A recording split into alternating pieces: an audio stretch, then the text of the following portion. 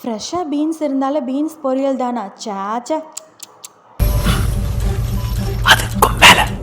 அப்போ இதுதான் செய்யணும். 1 கப் துவரம்பருப்பு, 1 கப் கடலப்பருப்பு, 3 வரமிளகா, 1 பாதியமாக ஃபஸ்ட்டு அரைச்சிட்டு கொஞ்சமாக மஞ்சத்தூள், அதுக்கப்புறம் பெருங்காயத்தூள், உப்பு, நல்லா ஒரு 3/4 வாசி பதத்தில் அரைச்சி வச்சுக்கலாம். வீடியோ ஸ்கிப் பண்ணாதீங்க.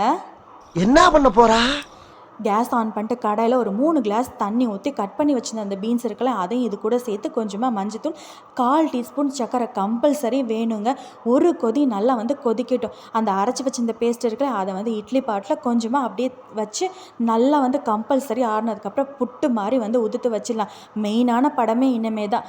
கேஸ் ஆன் பண்ணிட்டு ஒரு இரும்பு கடாயை வச்சு 3 வரமிளகா, அதுக்கப்புறம் கடுகு, கருவேப்பிலை, அந்த பொடிசாக வந்து பருப்பு இருந்துச்சுலே அதையும் வந்து இது கூட நல்ல கேஸை ஸ்லோ ஃப்ளேமில் வச்சு நல்லா ஒரு கோல்டனாக மொறுன்னு வந்து வரும். கிறிஸ்பியாக வராது, லைட்டாக மொறுன்னு வருங்க. கொஞ்சமாக வந்து பெருங்காயத்தூள் வந்து சேர்த்துக்கலாம். அதுக்கப்புறம் இந்த சைடு அப்படியே வந்து ஸ்டீம் பண்ணி வச்சுருந்த அந்த பீன்ஸ் இருக்குல்ல, அதையும் இது கூட சேர்த்து நம்ம உப்புமா வந்து செய்யும்போது சப்போஸ் தப்பி தவறி அடி பிடிச்சிச்சின்னா லைட்டாக ஒரு கோல்டன் கலரில் இருக்கும் பார்த்தீங்களா, அந்த மாதிரி இந்த பருப்பு வந்து வரணும். அப்போ தான் டேஸ்ட்டு. மெயினாக இன்னொன்று நல்லெண்ணெங்க சொல்ல மறந்துட்டேன். ஸோ அப்படியே ஒரு 4 to 5 நிமிஷம் அப்படியே வந்து வச்சிங்கன்னா இது வேறு எதுவும் இல்லைங்க, செட்டிநாடு பீன்ஸ் பருப்பு உஸ்லி.